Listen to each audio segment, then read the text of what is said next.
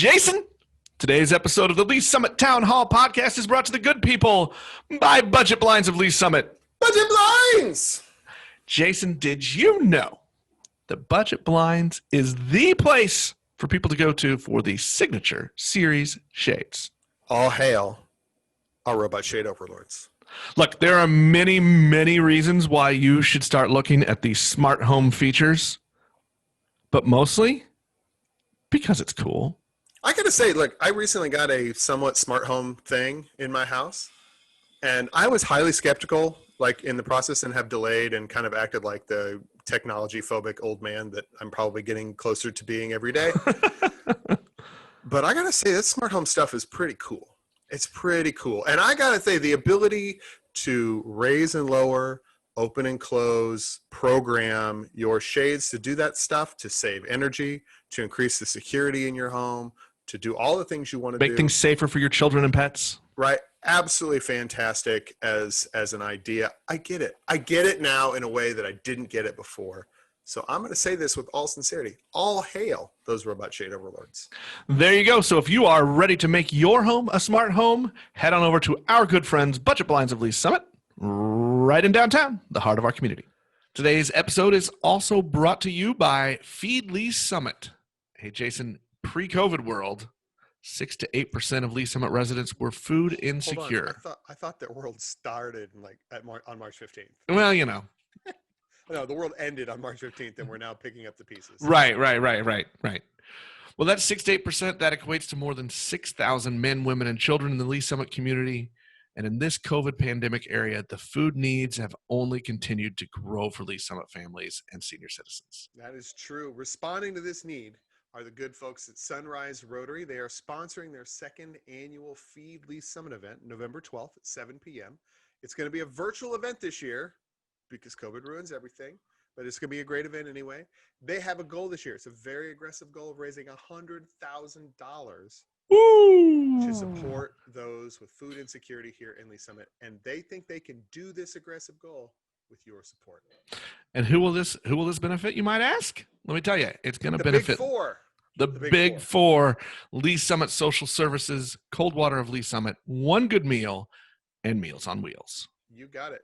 Feed Lee Summit started as empty bowls, which collected more than $250,000 over its years for our non-profit food providers here in the Lee Summit community. Last year, Feed Lee Summit, a little bit of a change in how it was structured and what it was doing. Their first event raised $40,000. So they're setting the bar high this year, but we think we can get there. And they can meet that goal with your help. So join us for this important event on Thursday, November 12th. See feedls.org for more details and to register.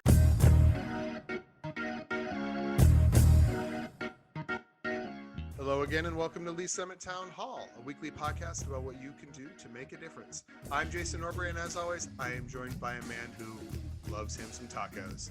It is Nick Parker, the publisher of Link to Lee Summit. You know, we've done this for, 3-4 years now? 3.5 years, yeah. That may be the truest statement you've ever said. I mean, it is also one of the most blindingly obvious, given our brand. This is true. This is very, very true. All right. Link to Lee Summit, as always, is the source for the news you need about our very fine city. And our unofficial sponsor tonight is debate fatigue. Already? We are recording this before the first of the presidential debates, and I'm already tired of them. That's where I am. So I'm going to say that is probably a common symptom felt among many people. Oh, absolutely. And I think in this era, especially now with early voting, we were talking about this a little beforehand. I mean, I literally already have my ballot. I could have already voted before the first debate. And so the utility of a debate to me it's maybe different now in 2020 than it was in 1992 when I first voted for president. But we don't have to worry about it, Jason, because we're not talking about that stuff here. No, we are not talking about those things. Good. And let's all take a moment to be thankful that we don't have to. Right. So what's going on in our fine city, Nick? Here we go. Let's start off with some big news. Let's start with the Lee Summit R7 School District. Jason, everything's just staying the same, right? No, for once in the last 6 months, we are going to experience change. Oh yes, because Sort that has of. definitely not happened over the last 6 months. The R7 school district announced today that they are, as of October 5th, I believe is the official date, they are going for their 4th through 12th grade programs will be going to the hybrid method. So they've split them into cohorts by last name. And cohort A will be on Monday and Tuesday, and cohort B will be on Thursday and Friday. That's right. And you can see more of the details on how that's going to work if you go over to linktoleesummit.com. We've got some links back to the school districts and some details from what they did. But here's the big thing, Jason, is they set up the reopening plan that they adopted way back in August. Can I say way back in August? I mean, honestly, in the year 2020, or I guess I should say this, in the decade 2020 that we have had, yes, way back in August seems Way back in appropriate. If you'll remember, Jason, the reopening plan they adopted was that they were going, once the academic year started, which it started after Labor Day, they would review the data and the numbers for our community, for the county and the region on a weekly basis. And as soon as they felt like it was going to be safe, they would open up for the next phase, which was moving from virtual to this hybrid plan. Now, the model they showed says that the full in-person doesn't happen until, I believe the wording was, when the pandemic is over, right?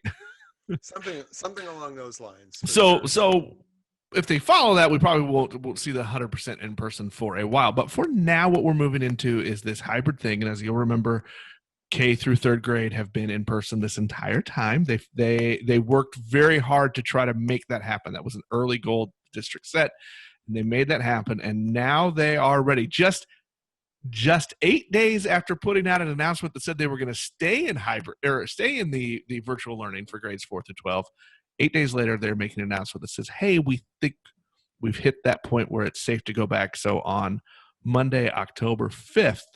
The hybrid phase of our schooling system will change. Now, if you have a student, if your family chose the online learning for this first semester, nothing changes. You're going to stay in that online system throughout the semester. But those that chose in person will be moving into this hybrid.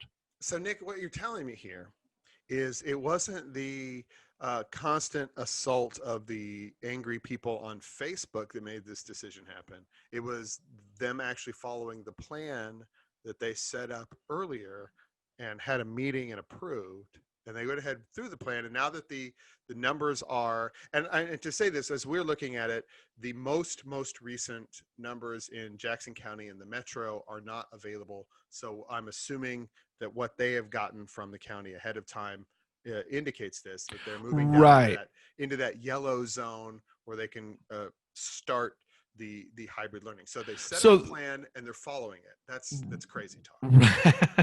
The numbers have, as of we're recording this late on Tuesday afternoon, the numbers aren't the new numbers aren't publicly available. But what happens is every Tuesday morning, county health department, Mid-America Regional Council, and other regional and area health experts get together, and there's a meeting, and Dr. Buck, the superintendent of Lee Summit, and other superintendents and school district officials from around the area all are part of these calls, right? So they're all getting the new updated numbers. And what the announcement from the district said was the county and other officials changed their guidance recommendations for gating criteria, and they, by looking at the new guidance and looking at the new numbers, they feel it is safe and it is time to make that change. So that's what we're doing. And Jason, hey, I'm going to sound like Dayton Moore here. Apparently, we should have trusted the process all along.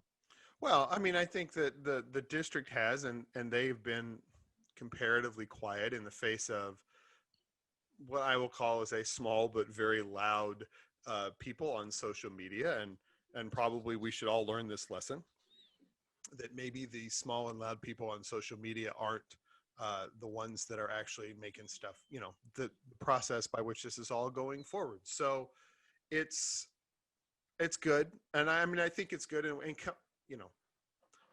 I will go back to this. I still think they're moving a little bit faster than I would choose, but I'm the person in charge. Thank goodness for that. Yeah, but you're the tortoise. You're always slow. Yeah, I'm going to be the tortoise on the pandemic thing. So But I mean, they set this up. They said these are the criteria we're going to go by. When it meets these things, we're going to make this transition.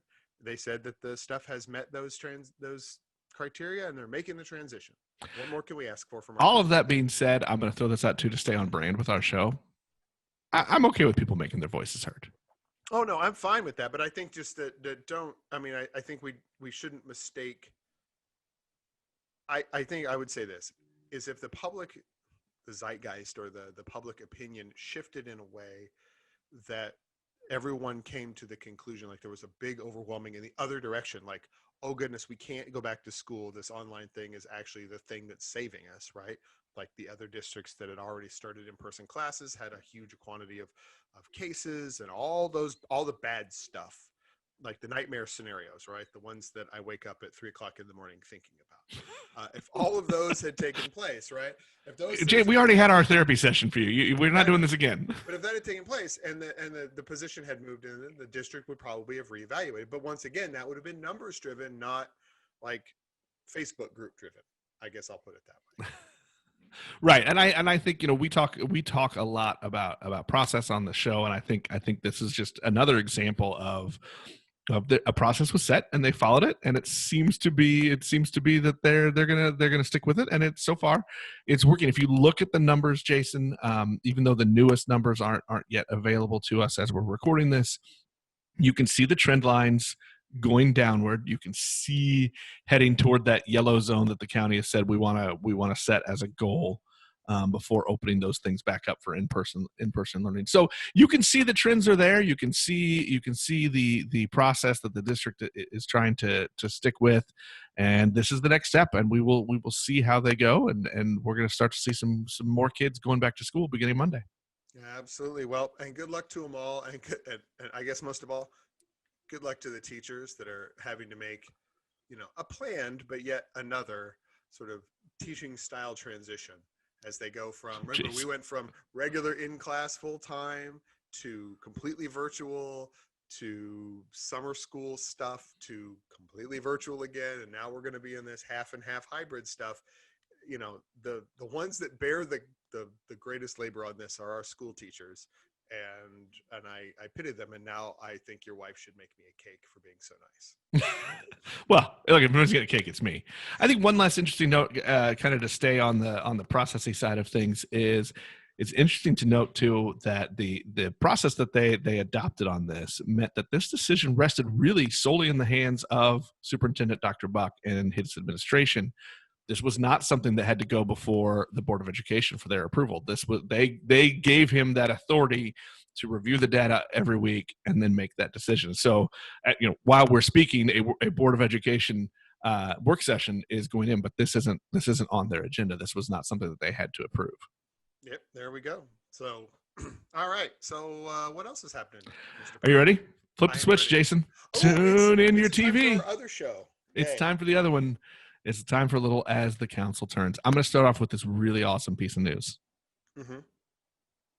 You're just going to say the word pizza, aren't you? I'm going to say the word pizza. That's it. Just pizza. Well, no, we have to put it at the top of the agenda for Tuesday night's city council meeting was this. Clearly ordered by importance. Waldo Pizza has officially changed its name to become Summit Pizza. And I have been assured through a series of email exchanges. This is something you were very concerned about. If you are a fan of the flavors and the food at Waldo Pizza, you are not going to be disappointed. Only this changes the name. They're now Summit Pizza. Which, I mean, to be fair, look, and I will say this. So, those many years ago when I moved to Lee Summit, I actually lived in Waldo, in walking distance of the original Waldo Pizza. And so imagine my joy when I moved to Lee Summit and the pizza place I liked the best was out here as well. And the pizza is the same basically from place to place, and that the recipes and the stuff and all the quality and all those things are the same. And we get to keep that same pizza, but it's probably more appropriately named for the neighborhood it's in than the neighborhood it's not in. And I just really wanted to talk about pizza because, look, if we're not talking tacos, I'd like to talk pizza. Because we're not talking that other thing. No, we're not talking about those things. Now back to things COVID related. So one more weird, interesting twist, change, pivot. Isn't that I think pivot's the word everybody likes to use these days, right? It's a buzzword now. We've ruined it. It's now a buzzword. The annual State of the City address by the mayor. It's usually a separate event. If you'll remember when Mayor Baird was elected, his first one was out at the new B&B Theater in the new Longview area, right? Mm-hmm. This year, because COVID, it's now tacked on near the end of the city council meeting. So there's really not much to say. It's just another, to me, it was an odd observation of things that are changed and things that are handled differently because of the pandemic and the way things are, because we can't have gatherings and people together.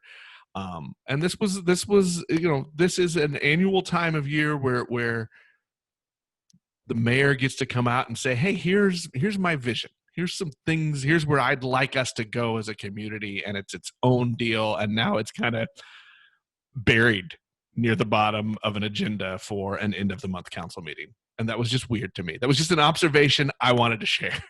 Right. Well, I mean, the city isn't going to start putting on events where it's inviting a whole bunch of people to show up. So it's got to, I guess theoretically it doesn't have to go anywhere.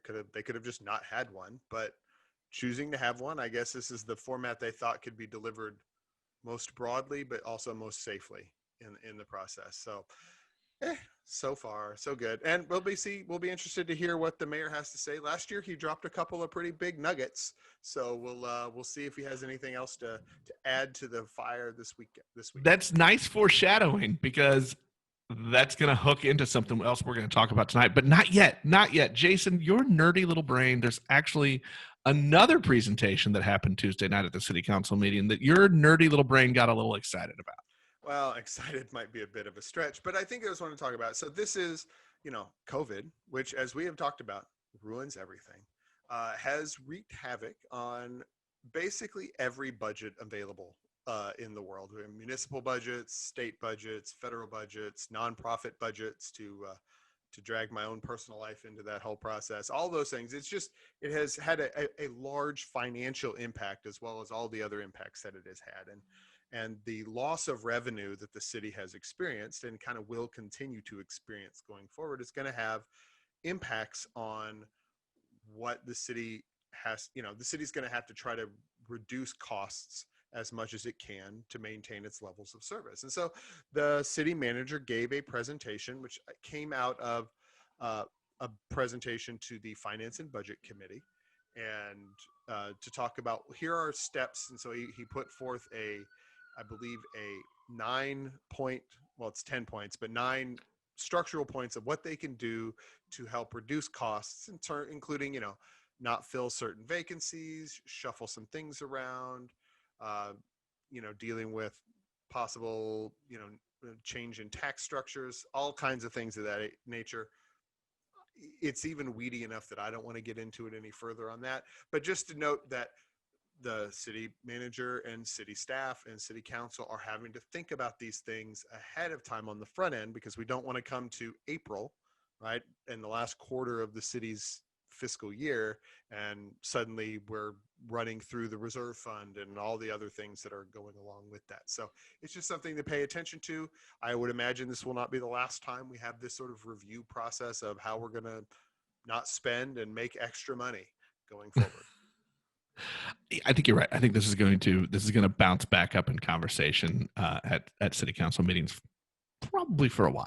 I would say at least quarterly. I would anticipate that we're going to see this every quarter, kind of just a conversation about. Well, and that's something they talked about at a recent meeting, was to review some of this stuff on a quarterly basis, and kind of see where they're at. I know that conversation happened during some of the talks about the PSA agreements with some of the nonprofits around the city that the city partners with. So yeah, I think you're exactly right. We're going to see this pop up on a pretty regular basis, because even if you just focus that COVID lens right on the little bit of time where everything was closed, that is still going to have a huge lasting economic impact on the city for the next year. And so all of this just keeps going, and we're gonna have to watch them and see what they come up with going forward.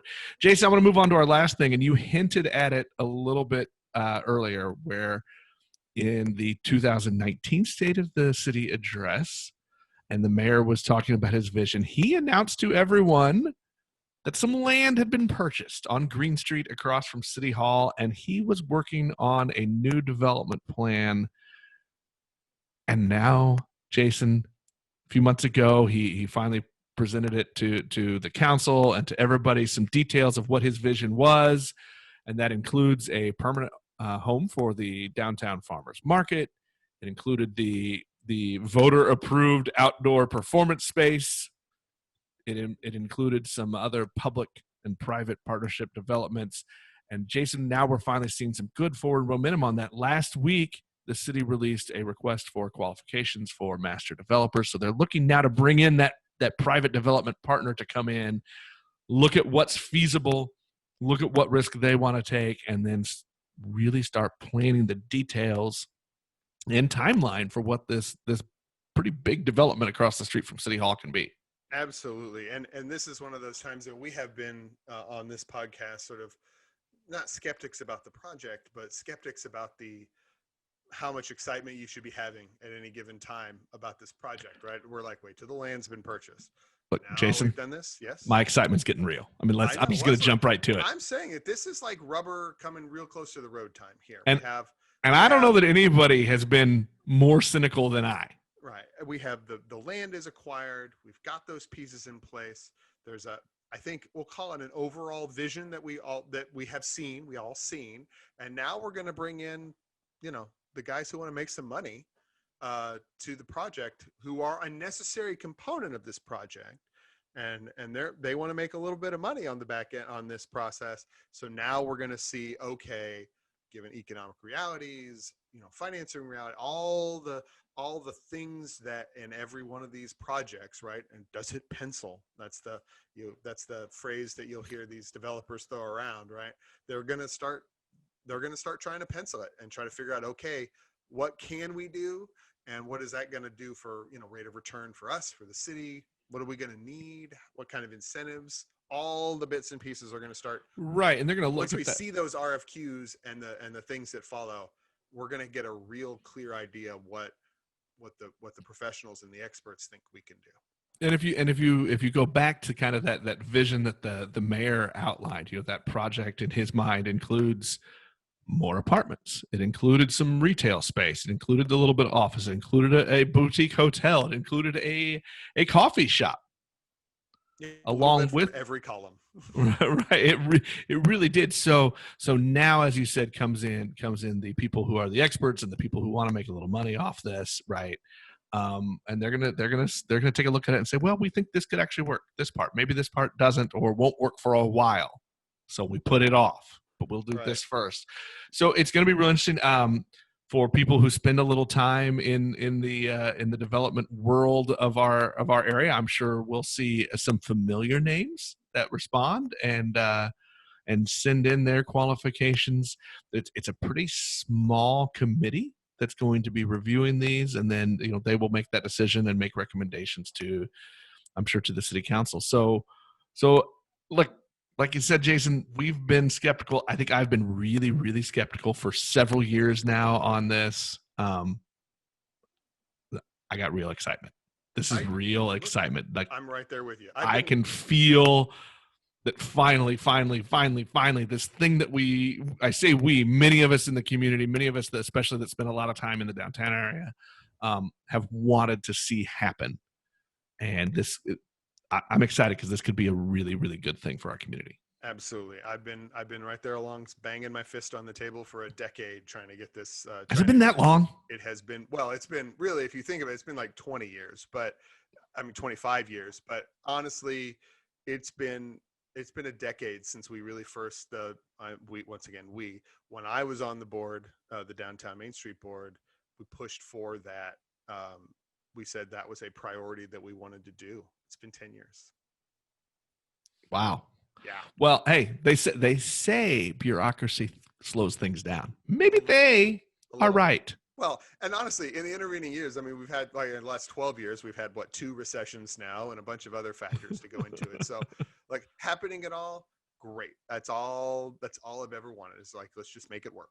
Make it work. So maybe, Jason, maybe the goal is around the turn of the year, maybe a little bit afterward, we'll actually see kind of who that development partner is going to be, and we'll start to see some of those real plans and timelines coming together. Amen. Hope so. Jason, that's it. That's all I got this week, but it's short, but those are some good things. I think no matter, where you fall on things regarding the pandemic and the schools, because I know that's been a really divisive issue in the community. I think this is a good sign. We're seeing cases trend downward back into the yellow zone that the county health and other regional health departments have talked about. Kids are going to be back in school at least through a little bit, which look, even my super introvert son is like, I miss school, being in school. So I think that is always a good thing. And then finally that downtown project, I'm really excited to see that finally get money. That's all I've got. Jason, you got anything else? No, that's plenty. There we go. That will wrap us up for this Wednesday edition. We'll talk to everybody next time.